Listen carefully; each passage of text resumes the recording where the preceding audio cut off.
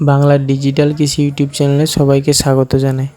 প্রতিনিয়ত নতুন নতুন চাষের ভিডিওর আপডেট পেতে আমার এই চ্যানেলটিকে সাবস্ক্রাইব করে বেল আইকনটি অতি অবশ্যই অন করে রাখবেন, যাতে নতুন নতুন পদ্ধতিতে চাষের প্রক্রিয়াগুলো আপনাদের কাছে খুব তাড়াতাড়ি পৌঁছতে পারে।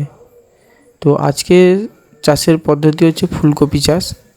তো এর আগের ভিডিওগুলি ফুলকপি চাষের উপরে আমি অনেকগুলো ভিডিও ছেড়েছি, যারা দেখেননি তারা অবশ্যই দেখে আসবেন। আজকের ফুলকপি চাষের একটা পার্ট নিয়ে আমি আলোচনা করব।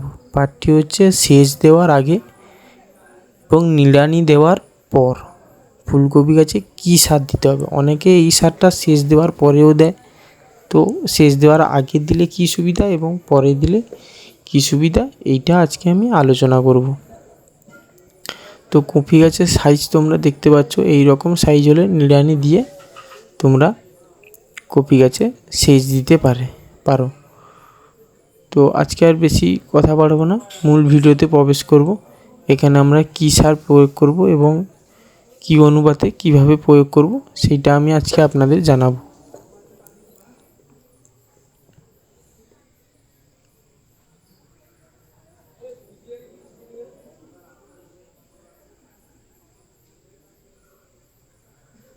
তো আমি এখানে নিয়ে নিয়েছি গুমর, এই যে গুমর আর ইউরিয়া।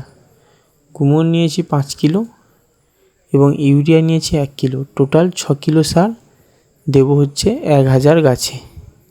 এই যে সার দেওয়ার প্রক্রিয়া চলছে, দেখতে হবে সারটা গাছের সারটা যেন গাছের খুব কাছে না পড়ে, আবার খুব দূরে না পড়ে। কারণ খুব দূরে পড়লে গাছের ওই সারটা মাটিতে মিশে গাছের চের যখন ওইখানে পৌঁছাবে তখন সার দেরি হয়ে যাবে, আর খুব কাছে পড়লে তখন কিন্তু গাছ মারাও যেতে পারে। তো ওই রকম একটা দেখে দিতে হবে। এখানে সারের পরিমাণ আমি আর দেখালাম না, আশা করি বুঝতে পারছো কতটা পরিমাণ। কারণ 6 কিলো সার 1000 গাছে দিতে হবে। গুমর হচ্ছে 5 কিলো আর ইউরিয়া হচ্ছে 1 কিলো। এই প্রথম কপি গাছে ইউরিয়া দেওয়া হবে। এরপরে তোমরা এই সারটা মোটামুটি গাছে দেওয়া হলো, দেওয়ার পর সেচ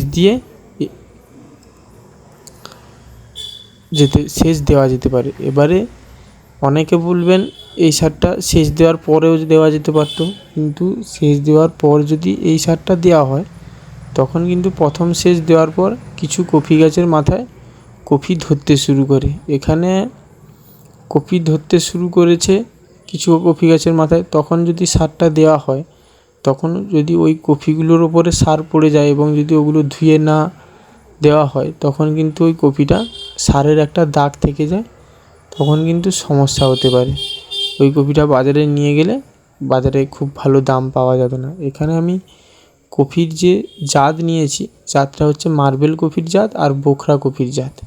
এই দুটো কপির জাতটা আমি একটা মার্বেল একটা বোখরা এই হিসাবে লাগিয়েছি। কারণ বাজারের তো কোনো ঠিক নেই, কোন সময় বাজার হবে। যদি মার্বেলে বাজার না পাওয়া যায় তখন কিন্তু বোখরায় বাজার পাওয়া যেতে পারে। অনেক সময় হয় মার্বেলে বাজার পাওয়া যায়, বোখরায় বাজার পাওয়া যায় না। মার্বেল কপির সাইজ হচ্ছে খুব বেশি হলে 800 থেকে 1.5 কিলোর মধ্যে থাকবে, আর বোখরা কপির সাইজ হচ্ছে তোমার 2 কেজি থেকে 3 কেজি 4 কেজি পর্যন্ত হতে পারে। তো সারের পরিমাণ যদি ঠিকঠাক দেওয়া হয় এবং গাছকে যদি ঠিকঠাক পুষ্টিগুণ দেওয়া হয় তখন কিন্তু গাছে আর ফুলকপির সাইজও বড় হবে এবং ফুলকপিও ভালো হবে। এবং যদি ঠিকঠাক ওষুধ মারা হয় তাহলে কিন্তু গাছের আশা করি ফলন ভালো হবে। এবারে যদি এই সময় দেওয়া হয় এই সারটা তখন কিন্তু সেচ দিয়ে দেওয়া হবে। সেচের সঙ্গে সঙ্গে এই সারটা দেওয়ার পর একটা কি দুটো জল দেওয়া হলো এবং তারপরে সেচ দিলে তখন গাছ তার নিজের শক্তি মতো চের বের করে খাবারগুলো খেতে পারে। সেক্ষেত্রে গাছের গ্রোথটা ভালো হয়। এটা পরে দিলেও হয়, কিন্তু পরে দিলে তখন গাছ বড় হয়ে যাবে, তখন দেওয়ারও সমস্যা হয় এবং কপি যদি একটা দুটো মাথায় দেখা যেতে শুরু করে তখন কিন্তু সমস্যার সৃষ্টি করে। তো তার জন্য এটা সেচ দেওয়ার আগে দিতে হবে।